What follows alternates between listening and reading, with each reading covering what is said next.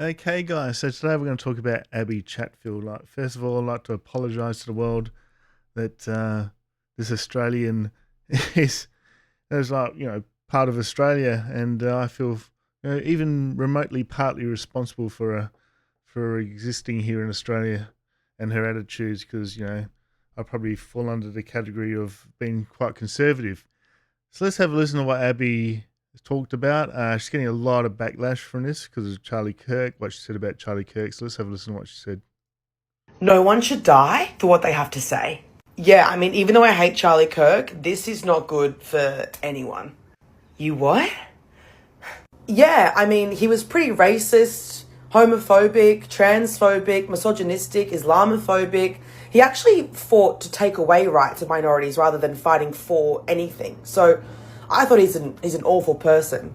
He's also anti-choice, and I think that So anti-choice. We're going to get to this. It's going to be the subject of my video today. Anti-choice. Abbie's very pro-choice. anyone that's anti-choice, I hate them. Personally, I hate people that are anti-choice because it results in women dying. I also hate people that are racist, transphobic, homophobic for obvious. I think she really truly just hates people that are pro-choice, anti-choice, or pro-life, as I like to say. And we're going to dig into the reasons why I think she is very, very hateful towards people that are pro-life, especially Christians. Reasons. You can't say that. You can't say that. Oh, I thought you believed in freedom of speech and I'm allowed to say what I feel and what my political opinion is, right? Like people shouldn't be attacked or harmed for their political opinion. Fucking die, bitch! Fucking die! We've got your fucking address! Fucking die! Fucking die! We fucking hate you! We fucking hate you! No. So there you go. She's a little bit unhinged, but that's the way. She's rage bait. She loves doing controversial things.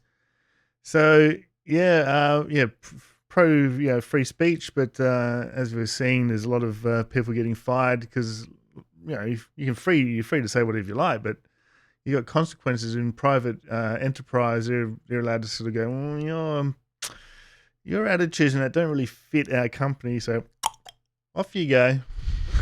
And what's even more disturbing, never go full retail. That's one of my favourite sayings. I use it all the time. Abbie's been suspended from X. It's been that bad. She got suspended from X. But this is quite disturbing. This is Abbie actually inciting violence. She's calling for basically the assassination of Donald Trump. Right? I kid you not. This is even worse than the Charlie Kirk saying that she hates Charlie Kirk. This is actually worse because she's really like trying to rile the incels up. Let's have a listen. When are you going to do it? Why isn't it already done? Every day there's another. Yeah, so she's doing the sign, gun sign. So she's saying every day there's like a mass shooting somewhere or whatever in America. I don't know whether you guys in America have heard about her or like it's getting a lot of coverage here because she's Australian, but I don't know whether you guys have heard about her, but we hear about her all the time. Right? Awful for your country. Awful, right? Why don't we redirect this energy to something else? There's all these incels that are going, oh my God, fuck me. Yeah, she's saying, I don't know whether you heard that because of her accent. She's basically saying the incels are going, nobody wants to fuck me. So she's giving the incels some ideas. Let's put it that way. Go and do. You know what would actually make people respect you a little bit and make people want you? Is if you did it. Yikes. You get heaps of fan mail. Oh my God.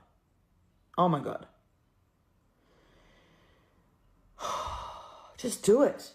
Oh my God, that's so disturbing. Actually, she is basically using her sexuality, and the sexuality of like left wingers saying, "Oh, you're gonna you'll be so popular. Girls will want to fuck you. You'll get lots of fan mail if you did it." It's like that is just like it's probably the most sick thing I've ever heard. It's not even like rhetoric or anything. It's almost like I'm encouraging you to do this. That is so bad. I hope that she's on the radar of like the US Customs and US Border Control or whatever you call it there, We call it border control here. I hope she's on the radar, and if she ever goes to America, she gets arrested, because that is the Secret Service should arrest her when she gets to America, because that is just like she's very clearly saying to assassinate Donald Trump. I think in previous videos, she talks about it even more. But I'm blocked from Abbie. I've been countering her for years, and she finally had enough and blocked me about a week. It was actually like 2 or 3 days before Charlie Kirk got shot. It's just a lot of weird things have been happening, and that was one of them. And another weird thing that happened was I was actually just got a voice saying, "Oh, you haven't watched South Park for a while. Let's see what the new South Park episodes were." And that was, when I discovered that Charlie Kirk was parodying South Park, and I actually was all excited and got on my Facebook and was, sharing it around and thinking, Charlie's loving this. He's thinking it's hilarious. He sort of thinks he's made it now into the mainstream, because that's making it. You're on South Park, and they're roasting you. You've made it. So let's go back to what Abbie says about she hates people that are anti-choice. Words matter. It's pro-life, dear. It's not anti-choice. So I still suspect. I was thinking, I bet you she's had an abortion. So I actually looked it up, and lo and behold, it says here, I cried myself to sleep. Abbie Chatfield shares pre-abortion pregnancy photo. The Aussie podcast has opened up about an abortion experience in a reaction to the US overturning Roe versus Wade. So this is a while ago, June 26th of June 2022. But it's quite relevant. So Aussie podcast Abbie Chatfield shared a picture of herself today before abortion 4 years ago. So that would have been 2018. She opened up about her experience in a heartfelt reaction to overturn the Roe versus Wade laws in the US this week. All right. So here's a picture of her. So Chatfield said she discovered she was pregnant the day before abortion. This is me before my abortion, early stage. You can realistically tell that you're even. I think saying you can't realistically tell that you're even pregnant. Chatfield wrote on Friday. I remember not sleeping the night before the procedure, and this got me thinking. It's like, well, hang on a minute. All the left, they say, it's just a clump of cells, it's not a baby, it's a fetus, it's not breathing, it's not alive, it's blah blah blah. They got all the excuses. Like, why did she not sleep the night before? And then she goes, worried that I'd missed the cutoff date and would have to carry the child to term. That's right. She's a narcissist. All she's caring about is herself. I was 23 at the time, had a decent job, but I did not want a child, and that was reason enough. It wasn't an easy decision, but it was the right decision. And again, why is it not an easy decision if you truly believe that the baby is just a clump of cells? It's not even a baby. They don't even think it's a baby. It's just a clump of cells. Like me pick my nose and go, here we go. Flick it off. Clump of cells, gone. Part of my body. Hands off my body. You don't own me. Don't tell me what to do. But you hear it time and time again. It's not an easy decision. We think about it a lot. Blah, blah, blah. It's like, well, if you truly believe that baby is not actually a baby, not human, just a clump of cells, why are you beating yourself up about the decision? Because I truly believe they do believe it's human, and then they have all these reasons around it to justify their decision to terminate, which basically killed a baby. That's what I truly, truly believe. And it's an old saying that misery likes company. So I think what happens is you get these girls like Abbie when she was 23 apparently, and then they try and they go into the pro-choice movement and saying, this is fantastic, we're going to pro-choice, I'll be able to get other people to try and console me. It's like, again, why do they need people supporting them if it's just like a few cells they're just getting rid of into the garbage? Get rid of it. It's not even human. The whole thing just reeks of just what do you call it? Manipulation. You're not being true to yourself. And he goes, I cried myself to sleep last night hearing of the news of Roe vs. Wade being overturned. As someone who's had an abortion made me sick. Here I am 6 weeks pregnant. Thankfully, I had access to safe abortion literally the day after finding out I was pregnant. She expressed her outrage, and I reckon she still has outrage against Charlie Kirk because he was very, very pro-life. She expressed her outrage towards conservatives publicly celebrating the decision, which pro-choice activists believe it will lead to the deaths of pregnant women. So this is the other reason they say, they go, puts the woman's life in danger, right? They always bring out the old tropes. It's like, put the woman's life in danger. It's because she was raped. Because she was, a result of incest. They're the three things they always say. It's going to put her life in danger. And girl was raped. Girl's, victim of incest. And it's like, that's usually not the case. I find that when you dig into it, it's more of a convenience. It's basically a substitute for condoms and pill, what do you call it? The pill. Yeah, the contraceptive pill and condoms and that. They just sort of think, if I get pregnant, I'll just have an abortion. And I think you'd be surprised how many abortions happen each year. It's like, I'll bring up this page, abortion statistics. Ads. This is how many abortions worldwide this year so far. 32,412,298. 300. Look, it's basically one a second. Actually, it's a little bit more than one a second, it looks like. That is how many abortions happened so far this year. We're not even at the end of the year, so let's extrapolate. It's probably going to be about 50 million. 50 million people killed. 50 million lives terminated. And mind you, they'll spend so much time campaigning about Palestine and all the kids that have got killed in Palestine. But do they care about the 32 million that have died so far because of abortions? Not a word. So let's look at the reasons why women have abortions. All right, so you look at the data and you sort of think, it's a bit old, it's 20 years ago. But it seems fairly consistent, and a lot of these reasons still exist now. And let's have a look. Having a baby will drastically change my life. This is basically the crux of it. They don't want the baby, right? So they got to dehumanize it.